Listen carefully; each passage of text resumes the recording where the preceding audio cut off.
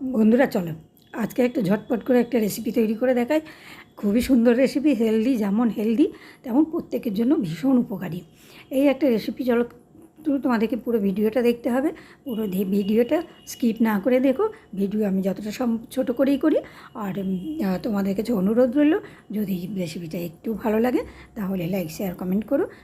যার ইউটিউব থেকে দেখলে সাবস্ক্রাইব করে পাশে দেখো, আর ফেসবুক পেজ থেকে দেখলে পেজটা ফলো করো, এইটুকু অনুরোধ রইল।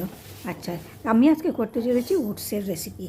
ওটসের আটা আমি স্মার্ট বাজার গেছিলাম, স্মার্ট বাজার থেকে দেখলাম ওটসের আটার প্যাকেট পাওয়া যাচ্ছে, তো আমি সঙ্গে সঙ্গে নিয়ে নিলাম। ওটসকে গুঁড়ো করে করে অনেকটা ঝামেলা হয়ে যায়, সেই কারণের জন্য ওটসকে প্রতিদিন করা যায় না। ওটসের আটা নিয়ে নিলাম এক কাপের একটু কম, এই কাপটা না ওয়েটটা বেশি ধরে, সেই জন্য এই কাপের একটু কম করে নিলাম। তার অর্ধেকটা নিয়ে নিলাম আমি চালের গুঁড়ো। চালের গুঁড়ো নিয়ে নিলাম, চালের গুঁড়ো নিয়ে লবণ, চিনি, তারপরে তোমার কাঁচা লঙ্কা কুচি, একটু ভাজা মশলা, তারপরে তোমার একটু কসুরি মেথি, এসব দিয়ে আর টক দই দিয়ে দিয়েছি তার মধ্যে। টক দই দিয়ে আগে টক দই দিয়ে তারপরে এগুলো দিয়ে ভালো করে একটু মাখলাম। এবার মাখা তো হয়নি সম্পূর্ণটা, এবার আর একটু দই দিলাম। দই দিয়ে তারপরে মাখলাম, মানে ভালো করে মিশিয়ে নিচ্ছি। এবার ভালো করে মিশিয়ে নিই, তারপরে দেখছি যা কী লাগবে। এবার আর টক দই দেবো না, তার কারণ হচ্ছে টক দই দিলে টক হয়ে যাবে। এবার ওই দইয়ের বাটিতেই জল দিয়ে ভালো করে কিন্তু ব্যাটারটা রেডি করে নিলাম।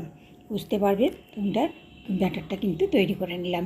এবার এই ব্যাটারটার মধ্যে দিয়ে দিলাম একটু খাবার সোডা আর বেকিং পাউডার আর খাবার সোডা, সামান্য একটু জল দিয়ে গুলিয়ে ভালো করে মিশিয়ে কিছুক্ষণের জন্য ঢেকে রেখে দেবো। তাহলে বন্ধুরা তোমরা বুঝতে পারছো, ধোসা বলতে পারো ওটসের এক প্রকার ধোসা। তো ওটসের ধোসা সফট, কিন্তু অসংখ্য জালিদারযুক্ত। এত অসংখ্য জালিদার আমি তোমাদেরকে বলে বোঝাতে পারবো না। চলো এবার তার সঙ্গে যে সবজিটা হবে সেটা, শুধু তো এমনি খাওয়া যাবে না, সস দিয়ে খাওয়াই যায়, তাও একটু সবজি বানাচ্ছি আজকে আমি একটু আলু সবজি বানাচ্ছি। একটু আলুর পুর দেবো, একটা মশলা হবে, একটা প্লেন হবে, তো সেই জন্য একটু বেশি করেই আলুর তরকারি করছি। এবার আলুগুলো ভালো করে ভেজে নেব, ভেজে নিয়ে এমন করে ভাজবো সে একটু হালকা একটু মিডিয়াম আঁচে রেখে দিয়ে তারপরে লবণ হলুদ দিয়ে দিব, দিয়ে তারপরে এর মধ্যে কিন্তু একটু ভাজা মশলা দিয়ে জল দিয়ে দেবো। এবার আমি কিন্তু ভাজার সময় কিন্তু প্রায় আলুগুলো সেদ্ধ হয়ে গেছে। এবার আমি জল দিয়ে ঢেকে দেবো একটু অল্প আছে। জল বেশি দিলে সবজির স্বাদ কমে যায়, কিন্তু জলটা দিয়ে দিয়েছি। আর ভাজা মশলা দিয়েছি, এবার ভাজা মশলা দিয়ে বেশ খানিকক্ষণ রেখেছি। আলুগুলো দেখবে একদম সেদ্ধ হয়ে গেছে, সেদ্ধ হওয়া আলুগুলো দেখি বুঝতে পারছো সেদ্ধ হয়ে গেছে। এই অবস্থায় আমি একটু সবজি তুলে রাখবো রেসিপিটি খাওয়ার জন্য, বা সেই ধোসা রেসিপিটি খাওয়ার জন্য। এবার তুলে রেখে দিলাম এই তরকারিটি দিয়ে খাওয়ার জন্য। বাকি সবজিটাকে আমি ভালো করে হাতা দিয়ে বাড়ি মেরে ম্যাশ করে নেবো। এর মধ্যে একটু আমি সামান্য পরিমাণে পুদিনা পাতা দিয়ে দিলাম, পুদিনা পাতা দিলাম, একটু ধনে পাতা দিয়ে দিলাম, দিয়ে নাড়িয়ে নিয়ে ভালো করে তুলে নিলাম। এটাকে ঠান্ডা করতে দিব, কেননা পরে যখন আমি তো রেসিপি তৈরি করব তখন কিন্তু এটা লাগবে। সেটাকে ঠান্ডা করতে জন্য ছড়িয়ে দিলাম একটা প্লেটের মধ্যে, ঠান্ডা হতে থাকে। এইদিকে আমি যাই ব্যাটারটা কত কী অবস্থা। প্রথমে আমি একটা প্যান বসিয়ে দিলাম, ফ্রাইং প্যান। এবার আমি ঢাকনাটা তুলে দেখি কী অবস্থা হয়েছে। দেখো কী সুন্দর ফুলে গেছে, কতটা ফেপে উঠেছে। দেখো কোনো ইস্ট ব্যবহার নাই, কিন্তু এর মধ্যে কী সুন্দর ফুলে উঠেছে। এবার এর মধ্যে আমি একটু ধনেপাতা কুচি দিয়ে দিলাম, ধনেপাতা কুচি দিয়ে এইবারে আবার একটু ভালো করে ব্যাটারটাকে মিক্সড করে নিলাম, দিয়ে ভালো করে হাতা দিয়ে, এবার হাতা দিয়ে এখন আর ম্যাশার দিয়ে করছি না, হাতা দিয়ে একটু করছি। এবার তেল দিয়ে দিলাম, তেল দিয়ে একটু জলাছিটা দিয়ে ভালো করে মুছে নিলাম। মুছে নিয়ে এবার ব্যাটারটা দিয়ে দিলাম, এক হাতা ব্যাটার দিয়ে। দেখতেই পাচ্ছ কেমন জালি পড়ছে, অসংখ্য ছিদ্রযুক্ত। এবার এইটা ভালো করে যখন দিয়ে আসবে, উপরে একটু তেল দিয়ে দিব, তেল দিয়ে একটু চারিদিকটা ভিতরটা একটু লাল লাল হয়ে আসবে, ঠিক সেই মুহূর্তে আমি উল্টে দেবো।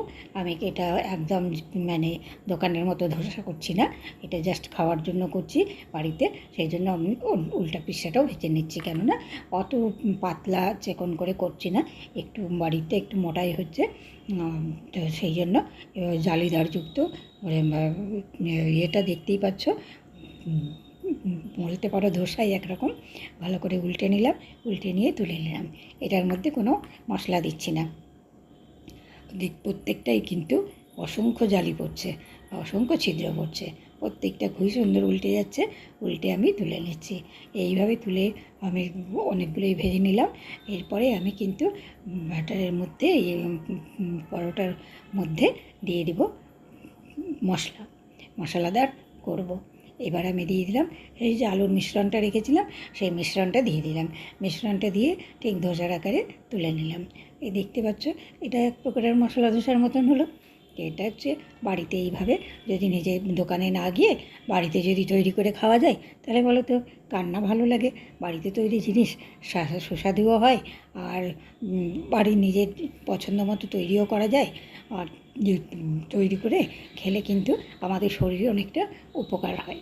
শরীরের উপকার কিন্তু প্রচণ্ড হয়। কেননা এখন কিন্তু পেটজনিত সমস্যায় ছোটো থেকে বড় প্রত্যেকেই প্রায় ভুগছে।